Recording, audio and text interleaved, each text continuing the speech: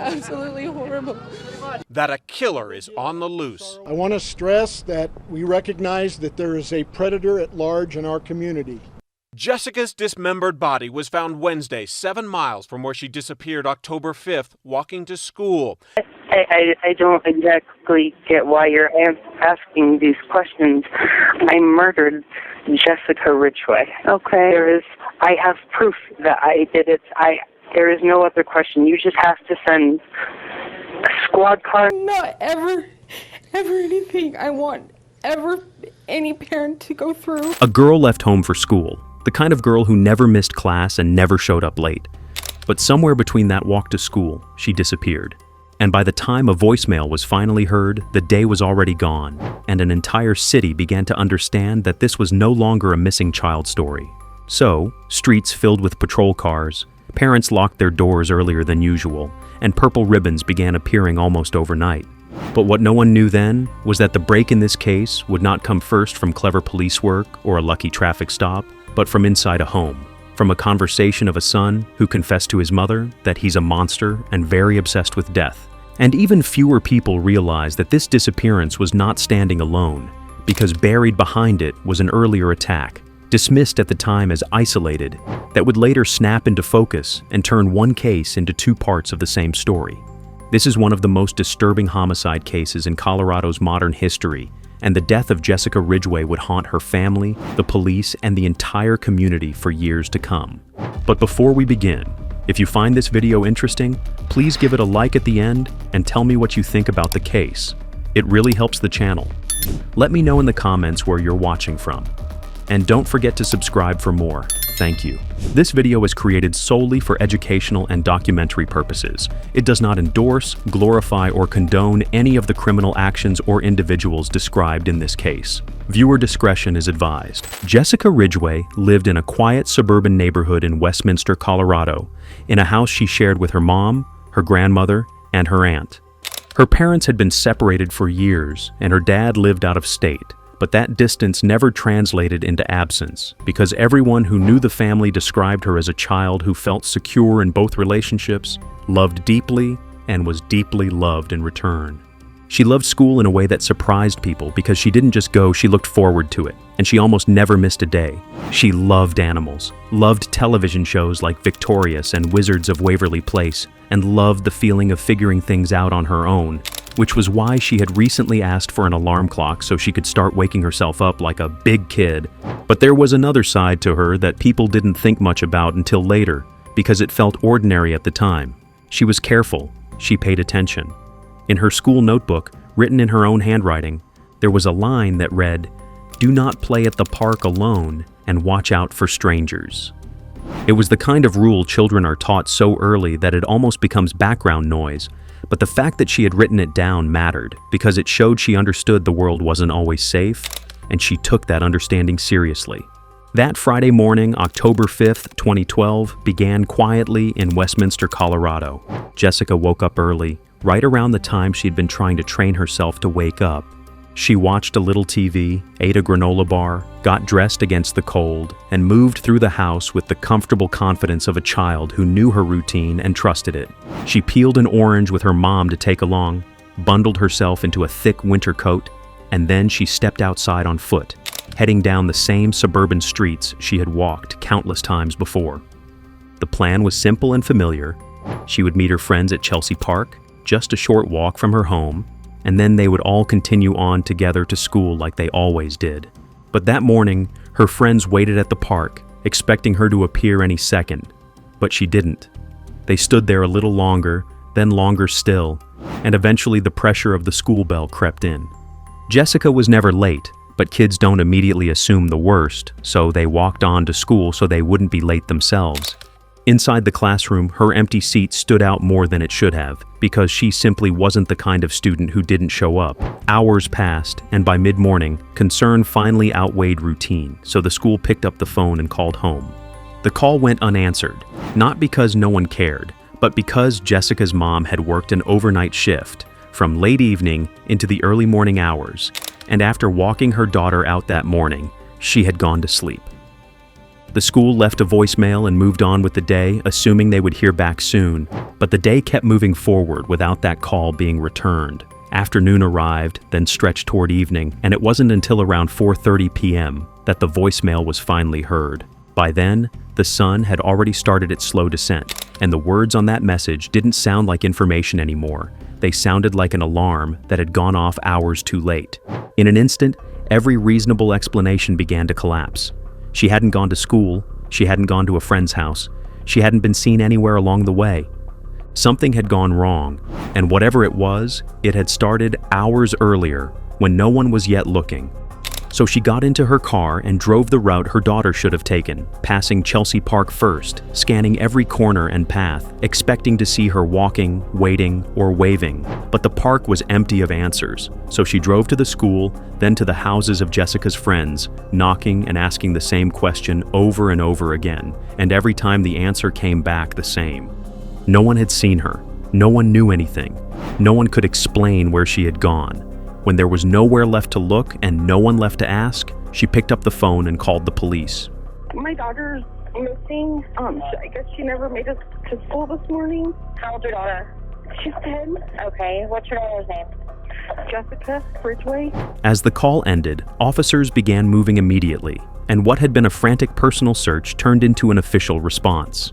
Right now, police along with the CBI have issued an Amber Alert, and the reason is this. It's because of the amount of time that has passed since she was last seen. At this point, they do not think she was perhaps abducted by an acquaintance or a relative. Even though her father lives out of state, there are no concerns from police, at least at this point. They also do not believe she ran away. They say she is emotionally stable. They say she is a good kid, and that is what's adding to the concern in all of this. Police canvassed the area, spoke to neighbors, retraced routes, and tried to reconstruct the morning piece by piece. But as daylight faded, something else became clear. This wasn't a case of a child wandering off. This wasn't confusion or miscommunication. By that evening, investigators believed they had enough information to say what no parent ever wants to hear, that Jessica had likely been abducted. We're trying to use air or helicopters that have equipment that can search in the dark. Unfortunately, the weather has grounded those, so we're not able to use that tool. We've brought our fire department in who has equipment that sees in the dark, thermal imaging equipment, so they're out searching with that. Again, Rampart Search and Rescue. Jeffco Schools has used their system to notify over 400 faculty, and every parent that has a student attending Witt Elementary has received the notification that Jessica is missing. So the response escalated. Photos were released, broadcasts were interrupted, and then the Amber Alert went out, flashing Jessica's face across television screens and phones, her name suddenly known far beyond her neighborhood. When we start with an 8-hour delay or a delay as substantial as this, the distance that she could have wandered, even on her own, it just gets huge. Police say Jessica's father, who lives out of state, is in a custody battle with Jessica's mother. They do not believe Jessica is with him, but are not ruling anyone out. We don't have a person of interest, and we're going to look at every angle. We're going to look at every angle multiple times. Police are searching vast areas of terrain, including fields and lakes. Bad weather kept search helicopters grounded, but about 150 volunteers turned out to help. Nothing like this has really ever happened. It's always surprising when something happens here. When the sun comes up, police say they will be bringing in even more people to help search for Jessica. They're also hoping for a break in the weather so they can get helicopters up to search from the sky. Viewers were told she never made it to school, that time had passed, and that help from the public was critical. The language shifted from concern to urgency, and the community was asked to watch, to call, to look again at anything that seemed even slightly out of place. Almost overnight, Westminster changed. Parents walked their children to school. Patrol cars lined streets that had never needed them before. Volunteers began gathering, ready to search, ready to help, ready to believe that if enough eyes were looking, someone would find her. But beneath that collective effort was a growing fear, because the longer the alert stayed active, the harder it became to hold on to the idea that this would end quickly or easily, or the way everyone hoped it would. Jessica Ridgway's family and 7 News reporter Mark Stewart live in our newsroom. Mark? And this is the first time we are hearing from Jessica's mother and father. Both deny any involvement in her disappearance. Both are holding out hope, even though it's been 5 days since she was last seen alive. She's my rock. She's all of our rock. A mother. The bright voice of my little girl. She needs to come home. And a father. I try to stay positive about it, but yeah, it's hard. Two parents distraught over the disappearance of their little girl. Jessica Ridgeway was last seen leaving her mother Sarah's home on Friday. I watch her walk out the door, and I shut the door, and that's the last time I saw her, and I want to come walking back through that door. After searches by ground and by air, still no sign of the 10-year-old. And the reality of all of this is now very real. You get the pit in your stomach that you don't want any parent to ever experience in their whole entire life. That you know your child has just been taken. That is not ever anything I want any parent to go through. Purple ribbons started appearing on trees, mailboxes, and fences, tied there by people who needed to do something, anything, to show they cared and that they hadn't stopped looking. Purple was Jessica's favorite color, and soon it was everywhere. A visible reminder that this wasn't just a police case, it was a community holding its breath together. Inside her classroom, investigators found her notebook sitting where she had left it, and inside it was a line that hit harder now than it ever had before. Do not play at the park alone and watch out for strangers. It was a rule she had absorbed and remembered, and it complicated the case in a way that made answers harder because she wouldn't have followed a stranger. And then the investigators visited the Ridgeway house to collect DNA in case there's a foul play from the parents based on custody issues.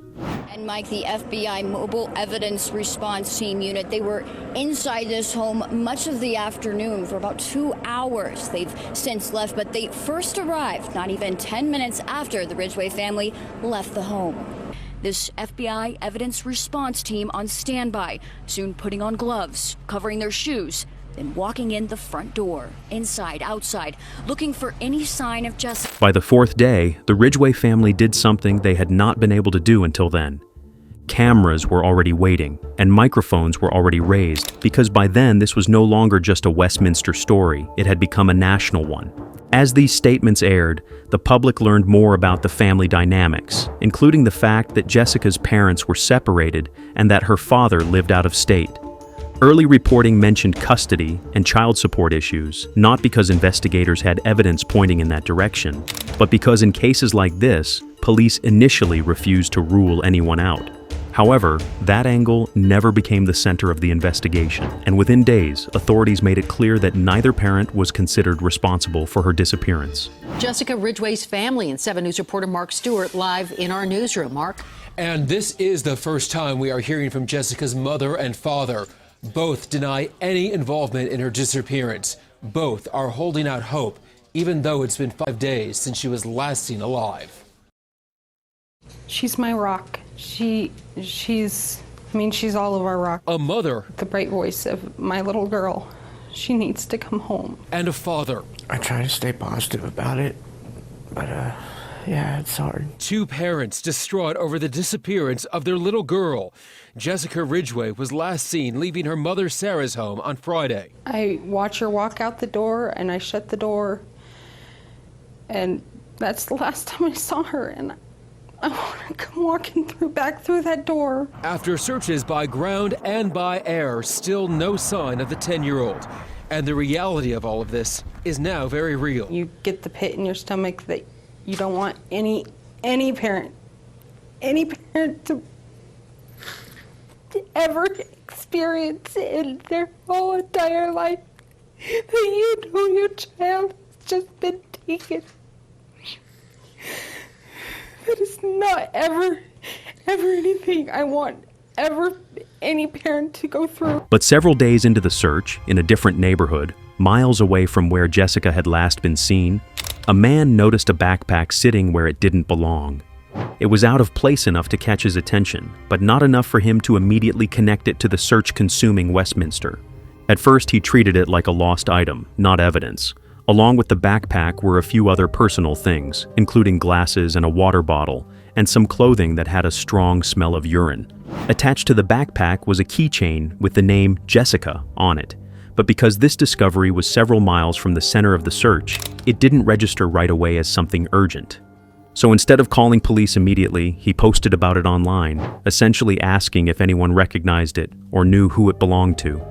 That post sat there briefly until someone else made the connection that changed everything. The name, the timing, the distance. It all suddenly lined up, and authorities were called. When the news reached investigators, the backpack was quickly secured, and when it reached Jessica's family, it gave them hope. But that fragile hope didn't have time to settle into anything solid, because the next update arrived quickly, and it carried a very different weight. For the weekend, a glimpse of optimism for the family when Jessica's backpack and water bottle were found in another subdivision 6 miles away. I felt a sliver of hope. I figured, if something really bad happened to her, they wouldn't have got rid of the backpack just sitting there. I just want to find my daughter. Then authorities announced that human remains had been found near a remote road and park area, not far from the community. Gruesome scene found overnight just off this roadside in a remote Arvada, Colorado park. This afternoon, a body was discovered. Investigators worked under the floodlights of a fire truck, finally carrying the body out around 9 p.m. The Arvada Police Department and the Westminster Police Department are working jointly with additional resources to process that crime scene. Police haven't officially identified the body, but sources tell ABC News it is the missing 10-year-old. Earlier Wednesday, police announced Jessica's parents are not suspects in her disappearance. The focus shifts to an unknown suspect as we think that she was abducted. By the time officials confirmed that the remains belonged to Jessica Ridgeway, the case had moved from a missing person investigation to a homicide case. Ever experience in their whole entire life. The body was found about 7 miles from Jessica's home in Westminster, Colorado, and about 7 miles from the town of Superior, where her backpack and water bottle were found Sunday, left on a sidewalk. The 5th grader vanished Friday morning as she walked to school. Dozens of officers saturated Jessica's neighborhood again Wednesday. Overnight, they learned they were too late. So, investigators made it clear that the mission was no longer about finding a missing child. It was about finding who had taken her and making sure they could never do it again.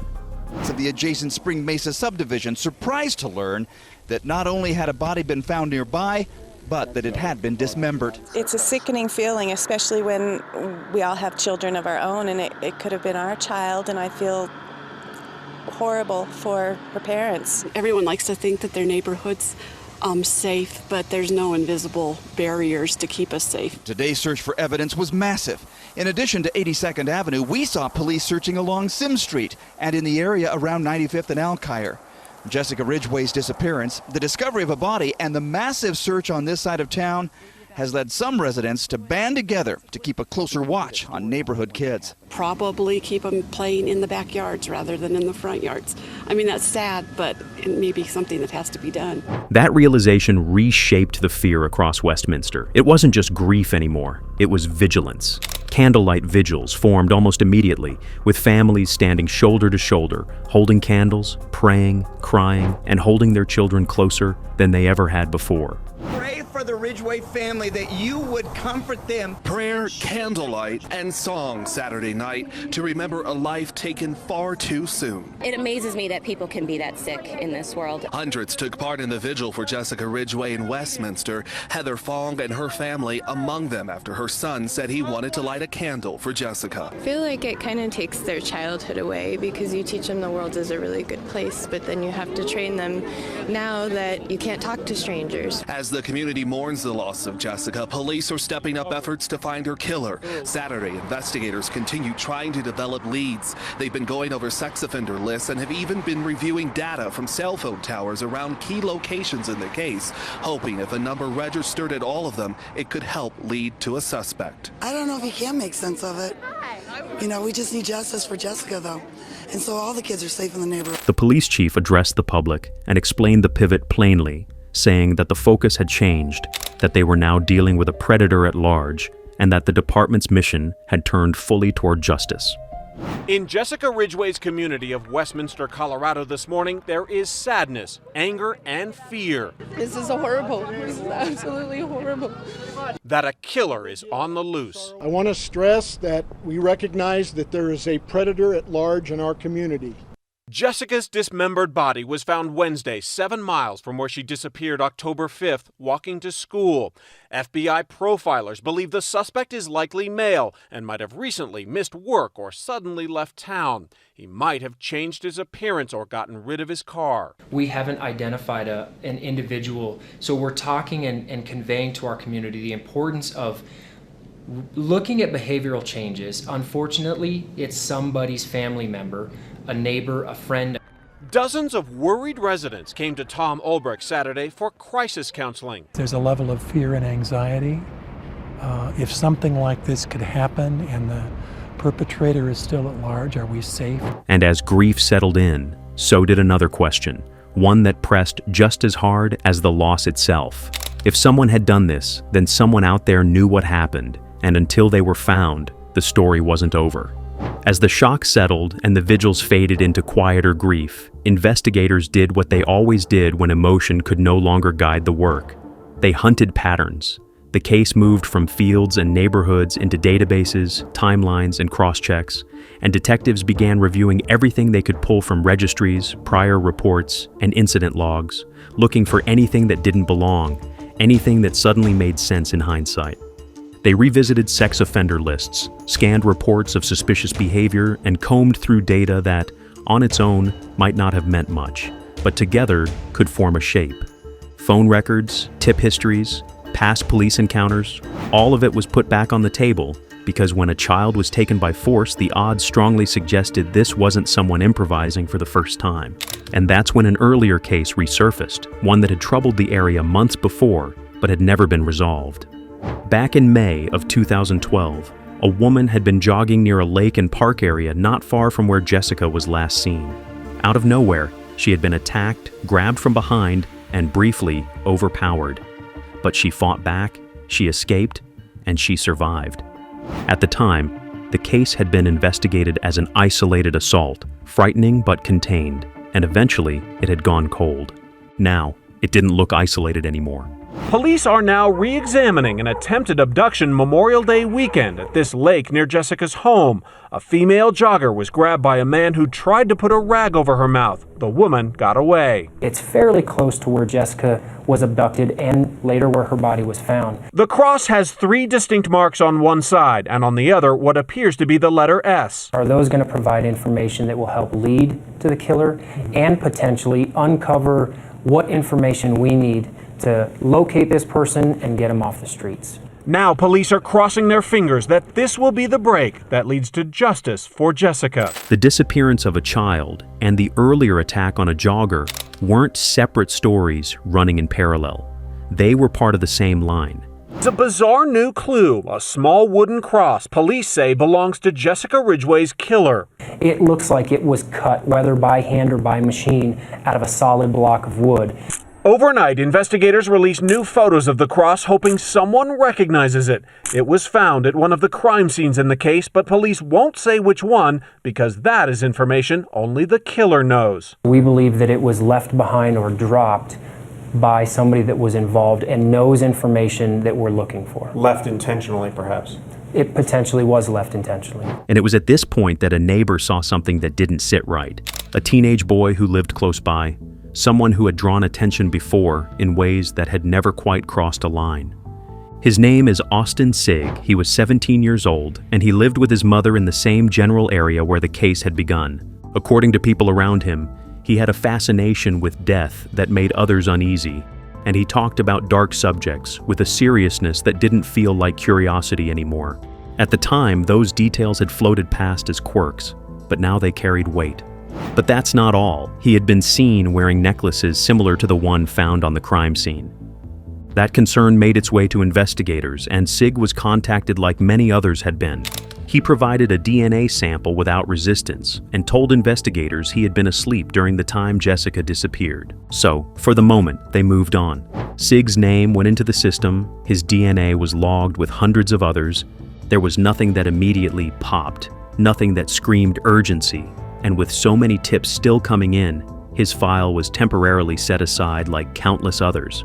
By October 22nd, the pressure of the case had changed shape, even as media coverage intensified. But Austin Sigg didn't just look nervous, he looked unwell. He told people around him that he felt dizzy and sick, and that night he slept in his mother's bed like a child who suddenly needed reassurance he didn't know how to ask for. By the next morning, the tension could no longer stay buried. He told his mother that he had something he needed to say, and before he could even finish the sentence, she asked the question that had already formed in her mind. She asked if it was about Jessica. She would later say she didn't know why she asked it, only that something inside her already knew where this was going. When he confirmed it, the floor dropped out from under her. She collapsed, crying, trying to reconcile the child she had raised with the words she was now hearing. There was shock, disbelief, and a desperate hope that she had misunderstood, but the details he gave her made it impossible to deny. In that moment, she understood that this wasn't just a confession, it was a point of no return. And then came the decision that no parent ever imagines having to make. She processed through tears, through fear, through the knowledge that whatever she did next would destroy the life she had known. But she also understood that not acting would mean carrying a secret that didn't belong to her alone. She told him they had to call the police. He asked if she could do it for him, and she did not argue. She picked up the phone with shaking hands, and she dialed. But that call didn't just report a crime, it cracked the case wide open. Hi, this is Molly at Westminster Police. Can I help you? Hi, I need you to come to my house. My son wants to turn himself in for the Jessica Ridgeway murder. Okay, what's the address? 10622 West 102nd Avenue. And what's going on there? Ma'am, you not hear me? He just confessed to killing her. I know. I want you to tell me what's going on. Can you tell me exactly what he said? But he did it, and he gave me details, and her remains are in my house. Did you see them? No. Is he there with you? Yes. Is he cooperative? Yes. How old is your son? 17. Hold on one second. What is your son's name? Austin Sigg. Can you spell it? You said Austin?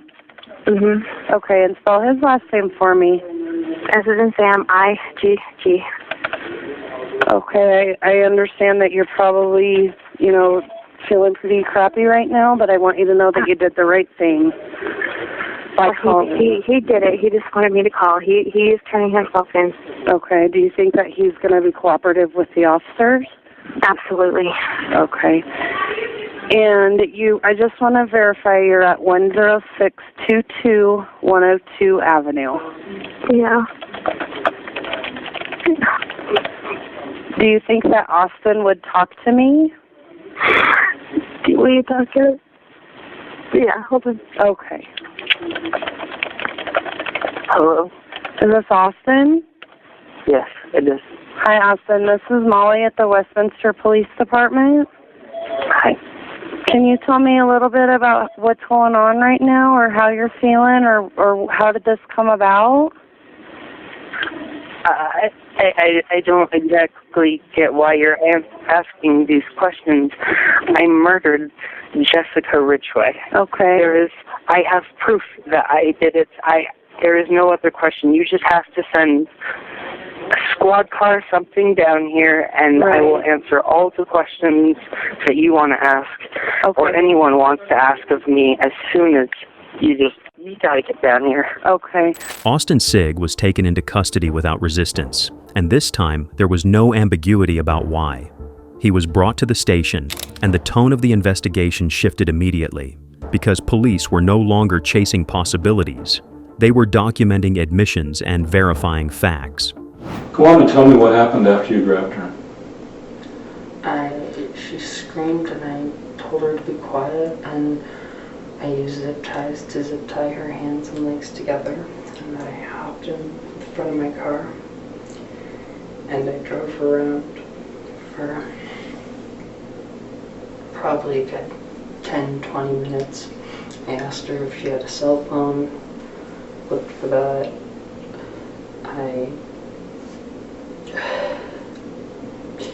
She kept asking me questions, and I would answer them, and I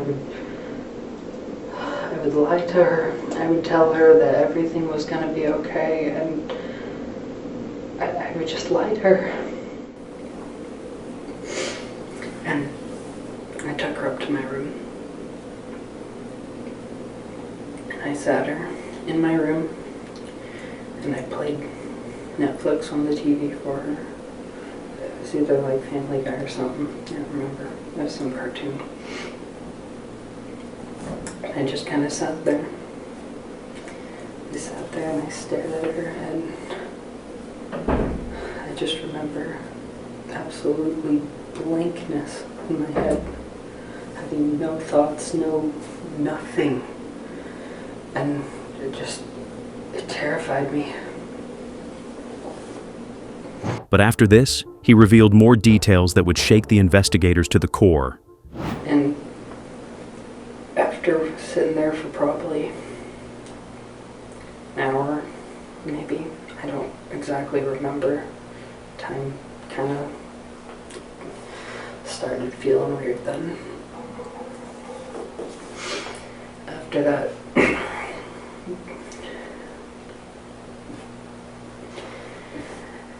After that, I asked her to change into a pair of a shirt and shorts that I had. And I let her go into the bathroom to do that. And she came back, told her to put all her clothes in her backpack and get her backpack ready and everything to go back.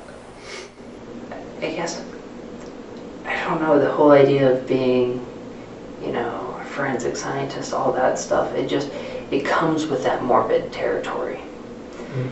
And I wasn't faced by anything that was morbid that they could show me. And I don't know, from there I knew that, I don't know, Also, let me ask you a question. Morbid things just stopped facing me. This was actually prepared murder. He went out hunting. Well, when you went out that morning, Friday morning, October 5th, which was early in the morning, and you drove over to Jessica's neighborhood, what were you planning on doing that day? I had the intent of picking up any female that came across where I was. That it didn't matter what time, where, it just anything. So you were out, for a better word, hunting? Yeah, that's the only word I could think of. And did you know Jessica? No. What investigators pieced together next came not all at once, but through a slow, methodical reconstruction built from Sig's own statements, corroborated by evidence recovered inside and outside the home. According to his account, after forcing Jessica into his vehicle, he drove her away from the neighborhood and brought her to his house, where he attempted to create the appearance of calm and control rather than panic. He later told investigators that he spoke to her continuously, repeating reassurances that she would be returned to her mother, even as he kept her confined. At some point after arriving, he removed the restraints he had used, turned on television cartoons, and tried to maintain a sense of normalcy that investigators would later describe as deeply calculated rather than compassionate. He admitted that Jessica was frightened and distressed, and that she had lost bladder control during the ordeal. He told police he instructed her to change clothing, gave her items belonging to him, and altered her appearance in small ways that, according to prosecutors, suggested preparation rather than impulse. He acknowledged killing Jessica shortly after bringing her inside the house, and investigators determined that her death occurred well before police had begun their initial neighborhood search.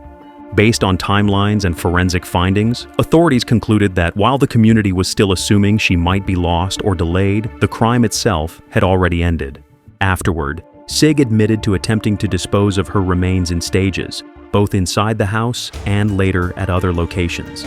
He told investigators he believed he understood how to avoid detection, claiming his knowledge came from studying forensic science materials and researching criminal cases.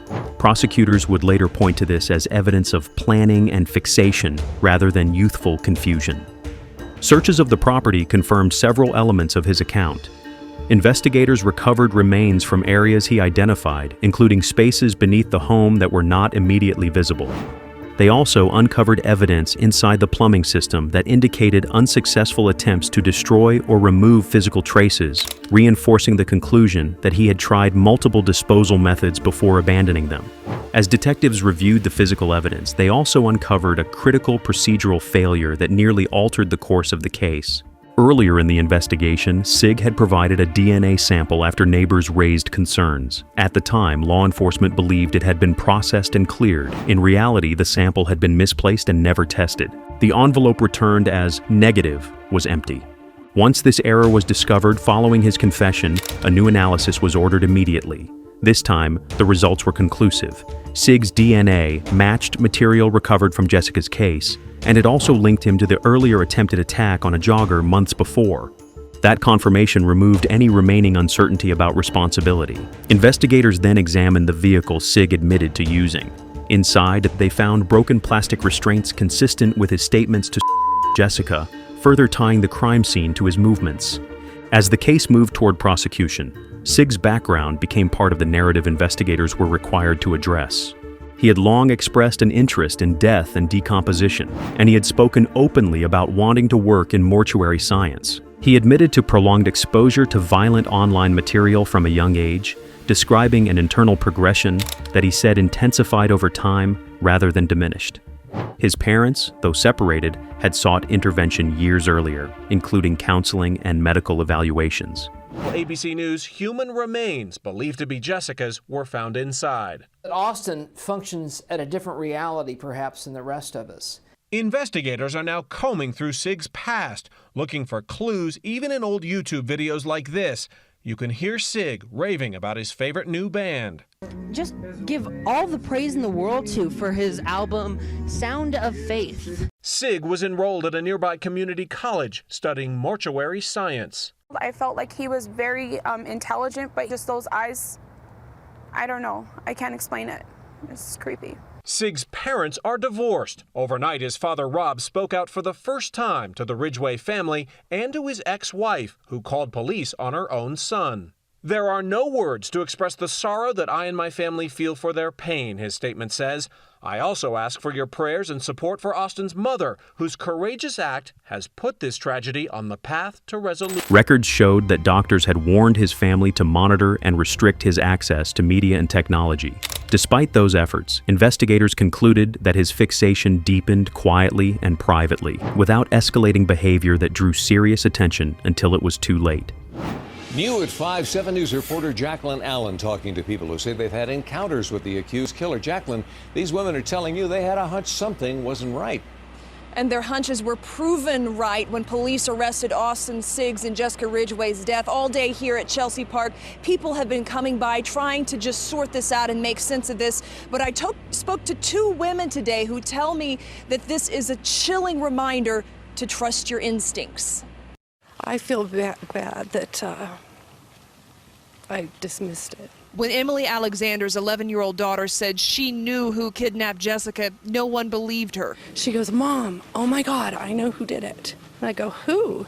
And she goes, "The goth teenager from the park." At this park just down the road, she says a teenage boy had been acting strangely, staring at her daughter, walking by their home. And she pointed him out right across the street from our house. So when she saw the face all over the news, she recognized that stare immediately. So did Christy Mueller. When I saw his mugshot, it's like I literally took a step back and it just hit me. Twice last summer, while running on this trail near Stanley Lake, she saw Austin Sigg walking with 2 friends, and something wasn't quite right. And I made eye contact, and that's what I thought was so weird, is that I said hello and they just looked at me and didn't say anything to me. Just having my dog is just extra protection, so I think that he's what saved me. Emily Alexander says her daughter's friends may have been what saved her. If she had been at the park alone, There's no telling, what could have happened. I should have let her know that the moment she feels uncomfortable, that she should trust that, and that, it's better to be safe than sorry. And her daughter is still coming to terms with all of this. She actually said, if he kidnapped me, maybe Jessica would never have been taken. Really tough stuff for kids and adults to be dealing with. And they're all trying to figure out, how could we have handled this any differently, and not coming up with a lot of answers. Reporting live, Jacqueline Allen, 7 News. So, in the days following October 23, 2012, once Austin Sigg was formally in custody and investigators had aligned his confession with the forensic record, the case moved rapidly from investigation into prosecution. By late October 2012, prosecutors made the decision to charge Sigg as an adult, a move that reflected not only the brutality of the crime, but the level of planning they believed was involved. The charges covered both cases: the murder of Jessica Ridgeway on October 5, 2012, and the earlier attempted abduction of the jogger on Memorial Day, May 28, 2012, and the list was extensive: first-degree murder, kidnapping, assault-related charges, attempted murder, and attempted kidnapping tied to the jogger attack. This was not framed as a single catastrophic lapse. It was framed as escalation. Because Sigg had been 17 years old at the time of the murder, the death penalty was not legally available under Colorado law, but prosecutors made it clear from the outset that they would pursue the harshest sentence possible. A conviction still carried the possibility of life imprisonment, and the state intended to ensure that any parole eligibility would be pushed as far into the future as the law allowed. In November 2012, Sigg entered an initial not guilty plea, a decision that shocked many given the strength of the evidence already known to the public. His defense briefly positioned the crime as impulsive, citing his age, mental health history, and personal background, suggesting a young offender overwhelmed by internal instability rather than driven by intent. Prosecutors countered that narrative immediately. They argued that the timeline itself disproved impulse. The May 2012 jogger attack, the research into chloroform to subdue his victims, the preparation of restraints or cords for the deliberate disposal of evidence. These were not spontaneous decisions, they were steps, and taken together, they showed planning, awareness, and danger. Almost a year later, just 2 days before trial was set to begin in October 2013, the case shifted again. Against the advice of his attorneys, Austin Sigg changed his plea. He stood in court and pleaded guilty to the charges, and he did so without a deal, without reduced counts, and without any promise of leniency. Founding fathers of this country did not set forth an amendment that says when a young man kidnaps, robs, sexually assaults, and murders and dismembers a 10-year-old girl, that everything other than the murder should be excused. What we do know is that this young man is dangerous. The only way to protect the community from him is to keep him confined forever. They have never seen an offense like this committed by someone under 18, ever. Not in this county, not in this state, not in this country. And later in October 2013, the courtroom filled for sentencing. Austin Sigg stood before the judge as the sentence was read aloud. Life in prison for first-degree murder, followed by an additional 86 consecutive years for the remaining charges, a structure that effectively eliminated any realistic possibility of parole. Jessica's mother chose not to address him directly. She made it clear that she would not give him that space. Instead, she spoke about Jessica, about who she was, and about the legacy that would remain after the courtroom emptied.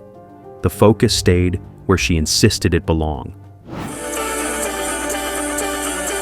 After this video tribute to Jessica shown in court today, Austin Sigg used a tissue to wipe away tears. Jessica's mother, Sarah, just before the video tribute. I don't think that the defendant has the right to hear how he affected me, my family, or who Jessica was. Once we walk out of this courtroom, we'll not remember his name. We also heard from friends today. She was an amazing little girl. Her light touched so many people, and it was snuffed out before her time. Testimony and sentencing included graphic descriptions of how Austin Sigg killed the 10-year-old. A psychologist says Sigg displayed callousness and called him a necrophiliac. He planned it before he kidnapped before he kidnapped her, because when he was asked by police, what were you planning on doing to the jogger, he said the same thing that I did to Jessica. At the end of testimony, Jessica is seen talking on the video. I am going to drink some lemonade. And then Sig is led away in handcuffs. I cannot help but have joy and relief in my heart because my lovely little Jessica is safe in a place where no one can ever hurt her again. But in the months following sentencing in late 2013, Mindy Sig disappeared from public view. She entered therapy, struggled openly with guilt, and made the decision not to maintain contact with her son. She later said she had not spoken to him since the night she called police on October 22, 2012, and did not believe she ever would. When asked what she would say to Jessica's family, she said she would trade places with Jessica instantly if it meant undoing what had happened, and that even with time passed, that feeling had not changed. Members of Jessica's family later expressed compassion toward Mindy, acknowledging that she had lost a son in a different way. Not the same loss, but still a loss.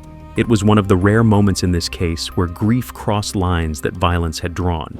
The reminders of her are everywhere. Lots of purple. Her sweet 10-year-old smile. Her pictures everywhere. Her favorite color. We all still wear purple. Purple's everywhere in our house. I think she makes her presence known. That's how Sarah Pindell Ridgeway and her family remember Jessica. We still talk about her. She still exists for us. 5 years ago, Sarah's only daughter, Jessica, was killed on her way to school. Yes, it's hard, and it's the hardest thing that anybody could possibly do is to move forward. Her only child. I need to remember who she was and who I would have hoped she would have become, and know that I need to keep moving forward. She was born October 15th. This year, Jessica Ridgeway became a big sister. Anna Christine Pindell Ridgeway, her and her sister share the same middle name, and then her eyes are blue, different blue than Jessica's, but they're blue. She loves her hands. They're her favorite thing in the whole wide world. The whole family is in love. Oh, Anna. I think Jessica would be enamored. She's very much ever present. We talk to Jessica, and I think she kind of turns her head.